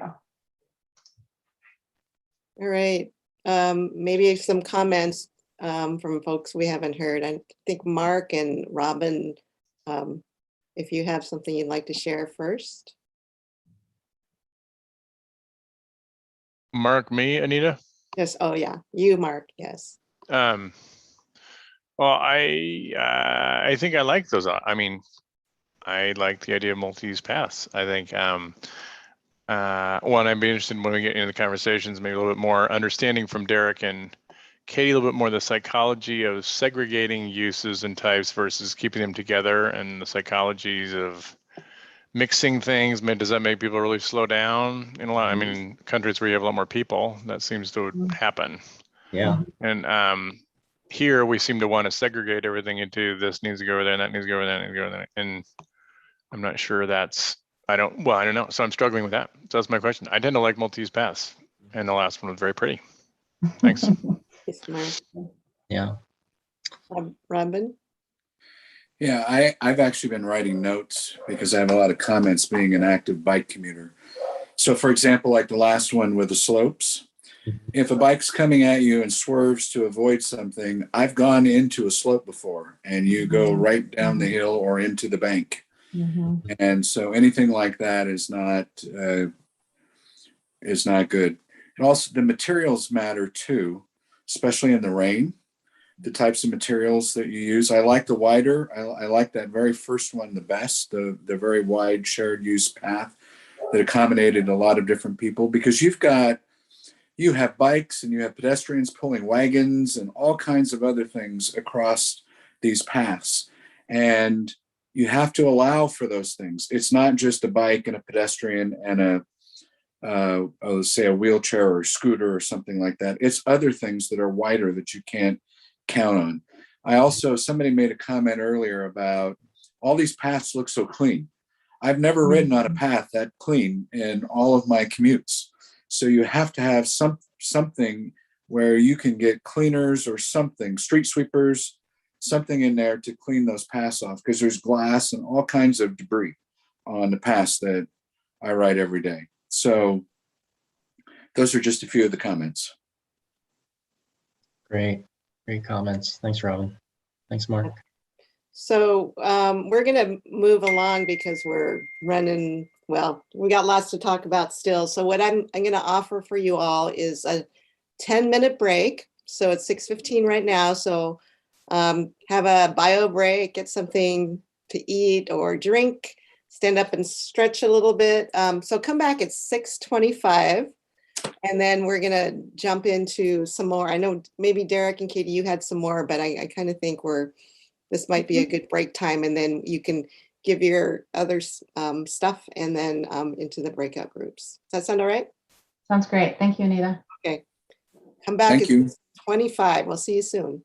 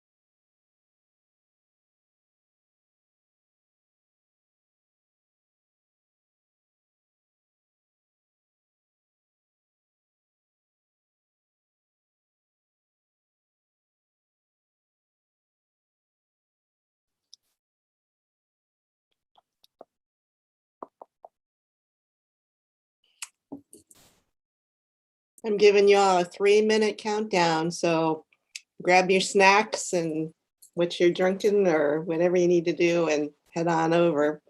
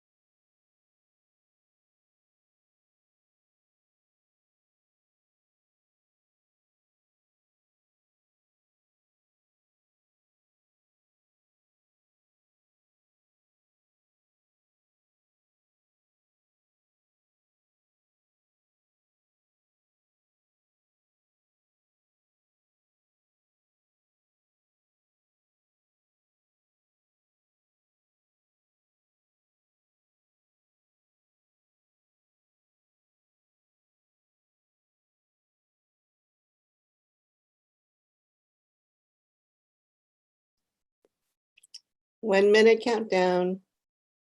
Looks like most people are back.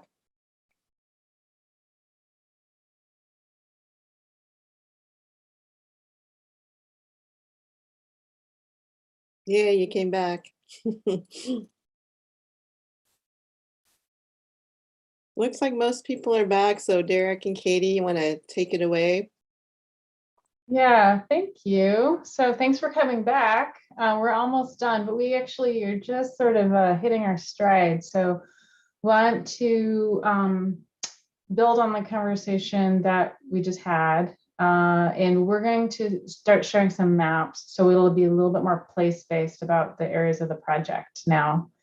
I'll let, actually, Derek, why don't you just go ahead and dive into that? And then we want to hear from you again after we go through, I think what we have about 4 slides, so it's not a whole lot, but an opportunity to start talking about the, the place and the parts of the project a little bit more. Yeah, okay. So yeah, we're gonna zoom out a little bit from looking at, facility types and paths and on-street bikeways and walkways, and we're gonna look at the larger system. We're gonna look at the larger network of bikeways and trails and sidewalks here. So this is a screenshot of Portland's bike map. And these are what we would call existing conditions, really. So you can see the different line work here, the blue and the purple in the study area. And those are going to generally denote where we have existing multi-use paths, where we've got some segments of buffered bike lanes and standard, striped conventional bike lanes in and around the interchange area around Marine Drive. And likewise for Hayden Island. You can see that when we think about the connections and when we think about, someone trying to get onto the bridge, it is a rather circuitous, rather out of direction and fairly confusing path that you have to take today, right? And that's just on the North Portland side. When you get to Hayden Island, there's a number of things you need to do, like ride on a sidewalk and cross streets and wait at traffic signal, ramp up and down, and then you're on the bridge structure, right? So I know many of you are familiar with this area, that have traveled it, that have, walking, rolling, biking, and can attest to some of the challenges that we have in this immediate area. Okay, let's go to the next slide. I think we've got Vancouver's bike map here. Yeah, so again, similar type of map. You can see a concentration near the waterfront of shared roadways, of streets with some bike lanes, and then some good shared use paths. We've got the Waterfront Renaissance Trail, Columbia Street right now is getting upgraded as a bikeway, right?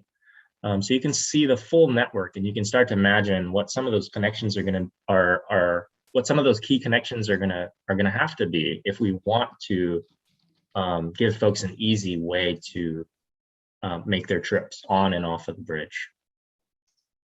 The other thing that I want to point out with this particular map is that it isn't just about getting onto and off of the bridge, right? We want to make access to the bridge as good as it can be. But in the immediate bridge area, in this corridor, we also want to think about the local trips. We want to think about travel on either side and across, under, over I-5 itself, right? The connectivity between the neighborhoods, connectivity between the fort and downtown, connectivity to the waterfront itself, right? So these are all the types of things that we're going to be thinking about as we talk about facilities and about transitions and about access and connectivity to the bridge itself. And Derek, I just also, for everyone, just want to acknowledge that though we are looking at the bike maps.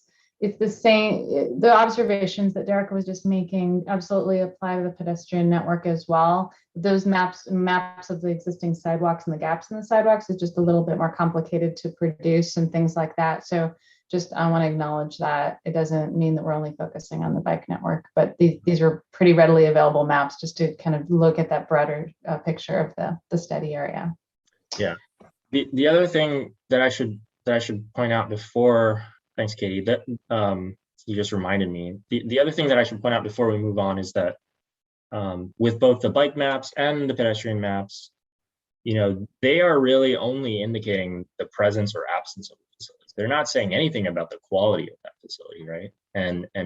And we know that some of these facilities where they do exist are not what we would consider standard. In fact, some of them are substandard or deficient. So again, thinking through how these facilities are going to contribute to a larger network that's going to allow us to get from point A to point B comfortably, safely, and enjoyably. So I think we can go to the next slide here.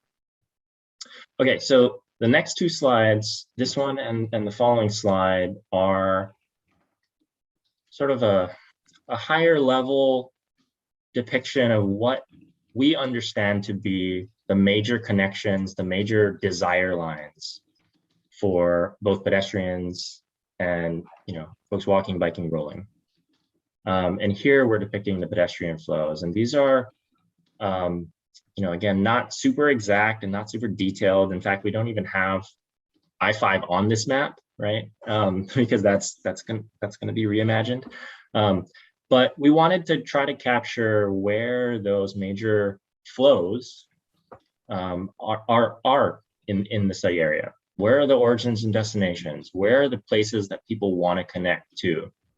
And what is that going to mean for the designs in and around each of these areas, in each of these focus areas? And so I apologize if some of the smaller text might be hard to read, but we'll start in Vancouver here.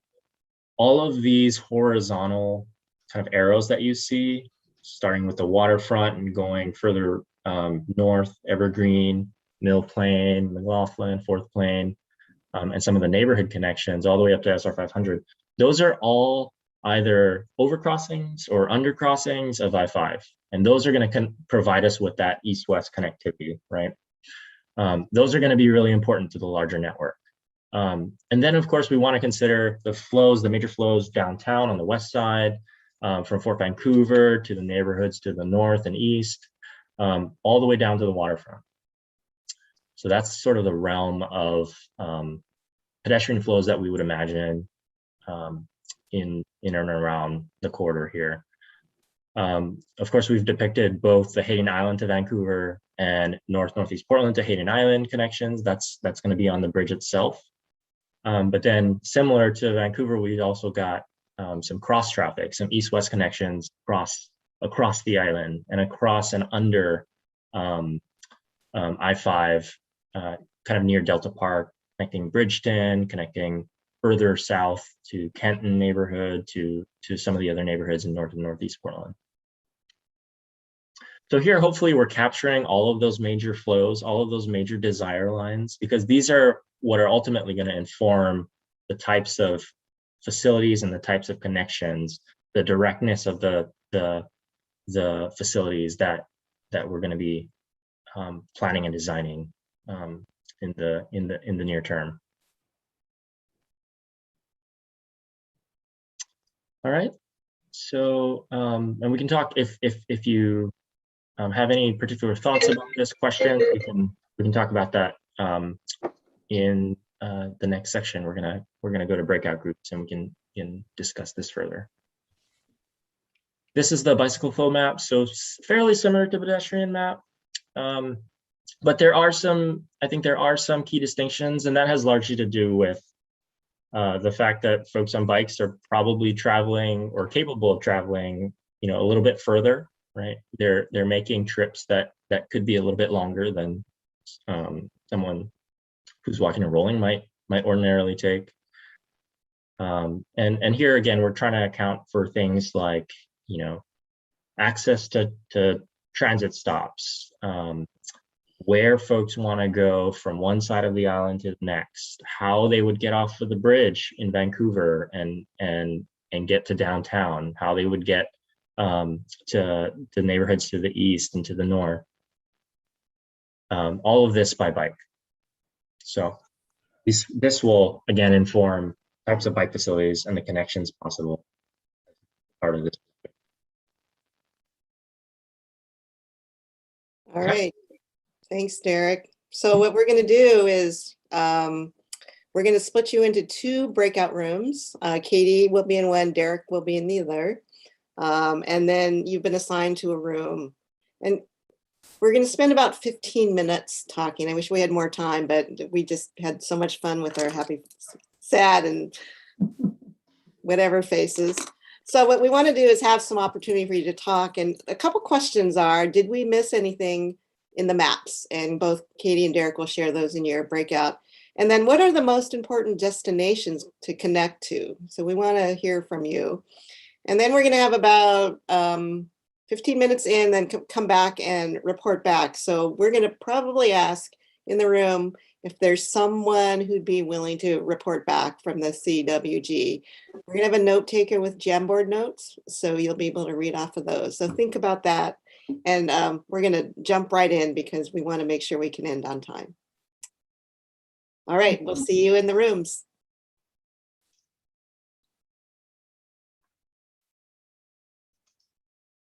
So just click join.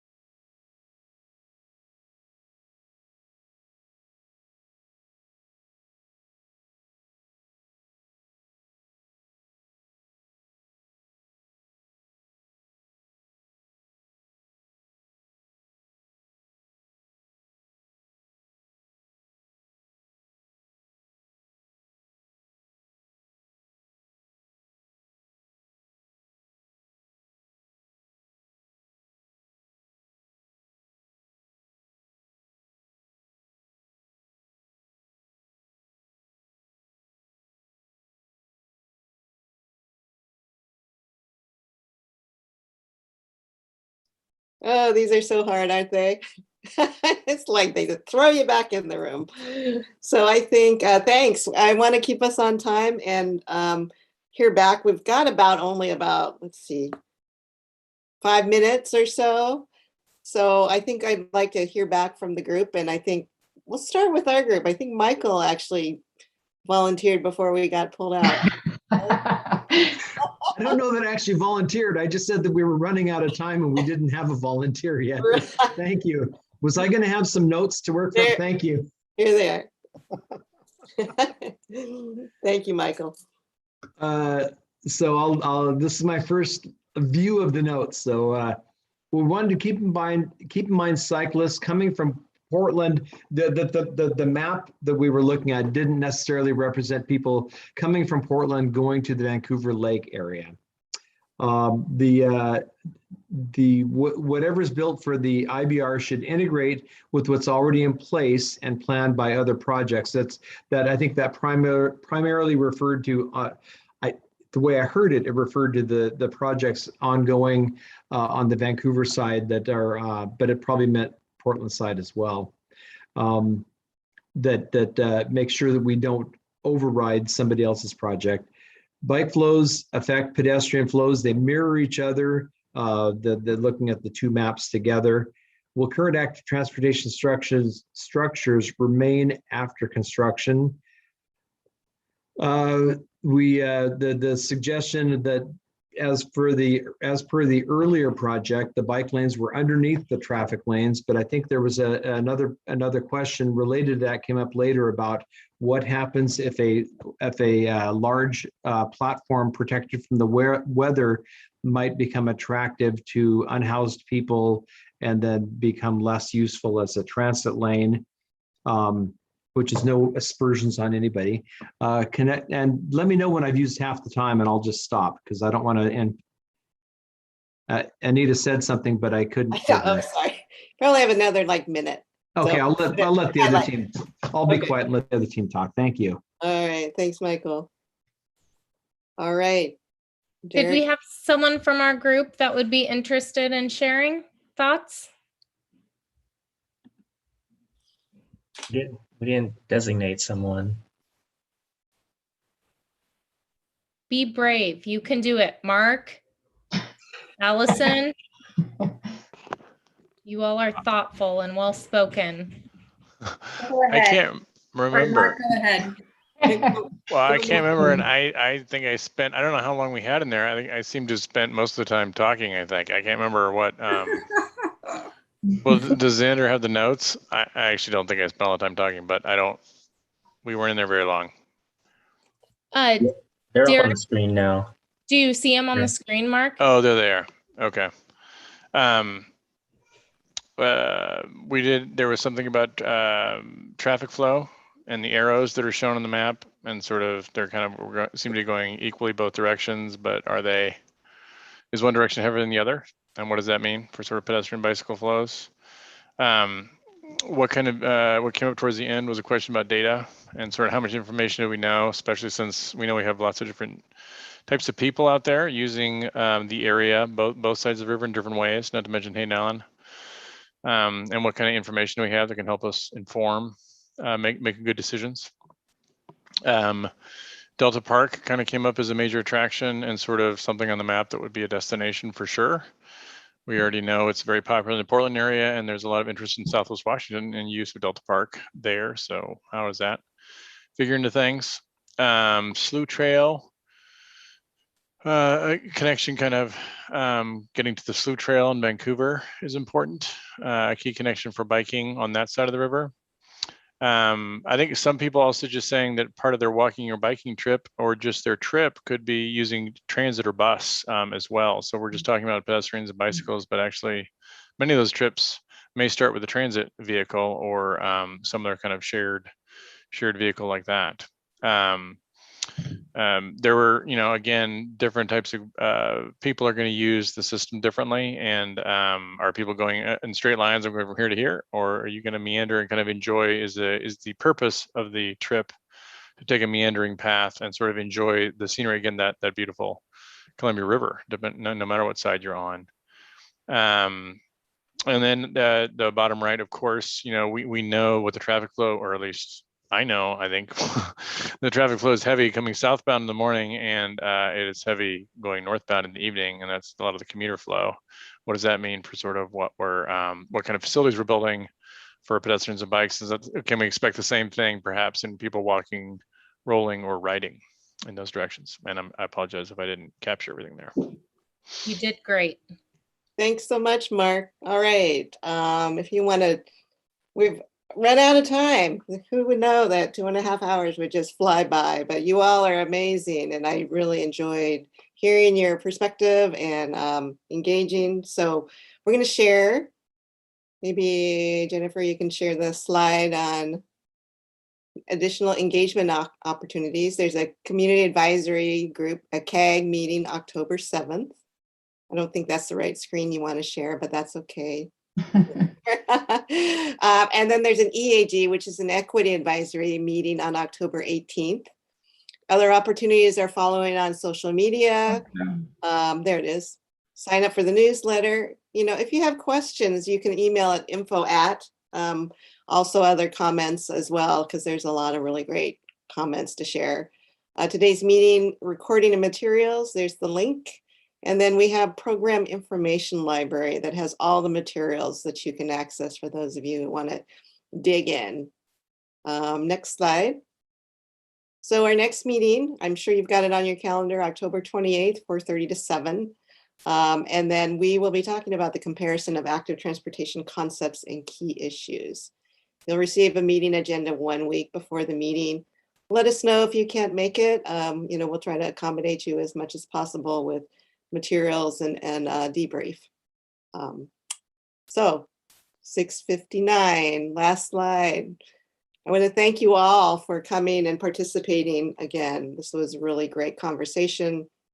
Thanks to our presenters and everyone else, our agency partners as well. Your participation was really helpful. So we will see you in October. Thanks a lot, everybody. Have a good evening. Thank you. Thank you so much. Take care, everyone. I want to say thanks to Andrea. Great job. You said yes. Yes, thank you, Andrea. Thanks, Andrea. Thanks, everyone. Bye, Merlin. Merlin and Betsy. Oh, yeah.